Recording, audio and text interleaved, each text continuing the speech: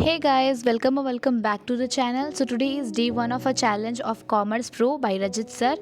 तो इसमें सर ने बोला है कि 100 डेज़ में सिलेबस कंप्लीट करवाने वाले हैं वो।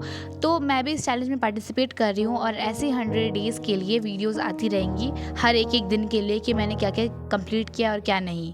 तो हमारा कैंप डेज़ ख़त्म हो गया है और हम लोग आ रहे हैं रूम से घर पे वापस, क्योंकि हमारा वेकेशन में भी कुछ दिन और बचे हुए हैं। तो हम चाहते थे कि घर पे हम लोग टाइम स्पेंड करें। तो अभी हम लोग पहुँचे घर पे 8 पे एंड फटाफट डिनर करने के बाद से मैं अपना माइक्रो इकोनॉमिक्स लेके बैठ गई करने के लिए, क्योंकि सर ने पहले से वीडियो अपलोड करके रख दिया था माइक्रो इकोनॉमिक्स का, तो मैं वही कंप्लीट कर रही थी। तो बेसिकली मैं पीछे का चैप्टर रिवाइज़ कर रही थी जो कि सर ने पहले से अपलोड करके रखा था। आगे का स्टार्ट करने से पहले हमें पीछे का अच्छी तरीके से रिवाइज़ होना चाहिए, बेसिक्स हम लोग को क्लियर होने चाहिए। तो मैं वही चीज़ कर रही थी और इसके बाद से मैं यही चीज़ लेक्चर को पढ़ी और गो थ्रू की और ज़्यादा देर तक, लाइक इसमें मैंने ज़्यादा टाइम स्पेंड किया इस चीज़ पे।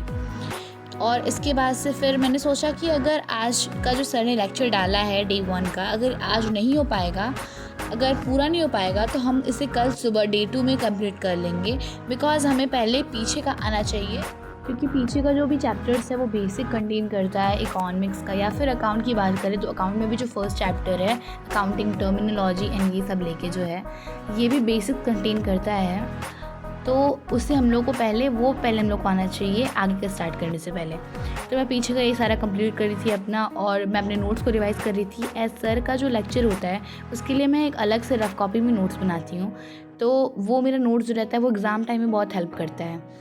Okay, so let me tell you one thing, I am trying to be productive these days, क्योंकि मेरा बहुत ज़्यादा टाइम वेस्ट हो चुका है, ट्रैवलिंग में ही ख़त्म हो गया टाइम ज़्यादा।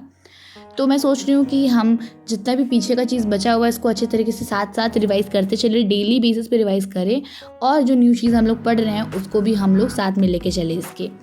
तो आज डे 1 था। डे 1 हमारा बहुत अच्छा गया, लाइक हम लोग लेट आए घर पे, पर तब भी मेरा सारा कुछ कंप्लीट हो गया। डे 1 का जितना भी लेक्चर था उसका कंप्लीट हो चुका है सारा कुछ, पर अभी अकाउंटिंग बचा है, उसे भी कंप्लीट कर लेंगे हम थोड़ी देर में। तो ये सब तो मेरा डन हो गया है। अब बचा हमारा करने का बिज़नेस स्टडीज़, जो कि अभी शेड्यूल नहीं है। बिज़नेस स्टडीज़ का शेड्यूल शायद मंडे और ट्यूसडे को है, तो बिज़नेस स्टडीज़ करेंगे। एंड उसके बाद से इंग्लिश को भी थोड़ा टाइम देना है, क्योंकि इंग्लिश हम नहीं टाइम दे रहे हैं बिल्कुल भी, एज उसको हम लोग को हल्के में लेना चाहिए, बिकॉज सबसे ज़्यादा डिस्टर्ब वही करता है। लाइक मैं ये नहीं कहूँगी कि इंग्लिश बहुत हार्ड सब्जेक्ट है, बट सबसे ज़्यादा हल्के में लोग यही लेके चलते हैं और एट लास्ट में डिस्टर्ब यही करता है, और कुछ नंबर इसी की वजह से ख़त्म हो जाते हैं हम लोगों के। और मेरा ऐसा बोर्ड्स में हुआ था।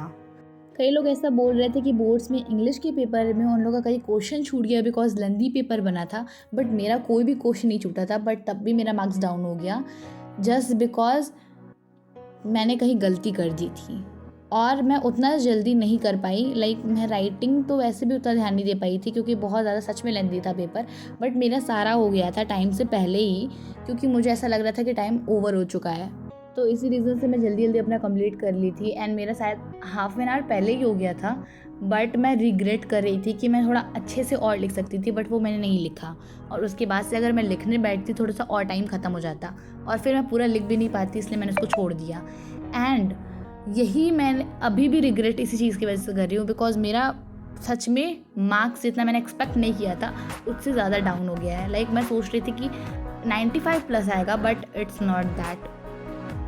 तो अभी मैं कंप्लीट कर रही हूँ अकाउंट्स का लेक्चर जो कि सर ने डाला था, पर उससे पहले मैं फिर से रिवाइज़ यहाँ पे कर रही थी अपने पहले का chapter 1 chapter 2।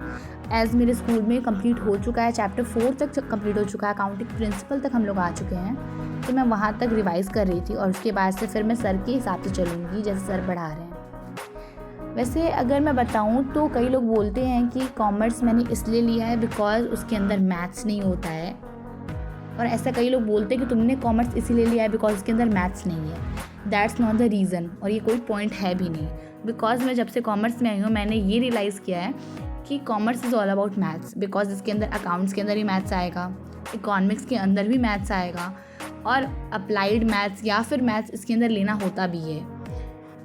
By the way, मैंने कॉमर्स के साथ मैथ्स नहीं लिया है बिकॉज रीज़न यही है कि it will burden you in the boards में बहुत डिस्टर्ब करेगा ये, अगर मैं मैथ्स ले लेती हूँ तो मुझे अकाउंट के साथ साथ मैथ्स भी देखना पड़ेगा।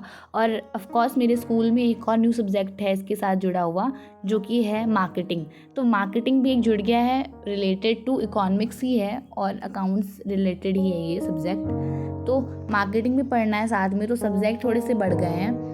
तो अभी मेरा हो गया है अकाउंट्स का लेक्चर कंप्लीट, और अभी मैं जा रही हूँ न्यूमेरिकल्स करूँगी थोड़ी देर में और फिर सो जाऊँगी, बिकॉज इट्स ऑलरेडी 11 PM।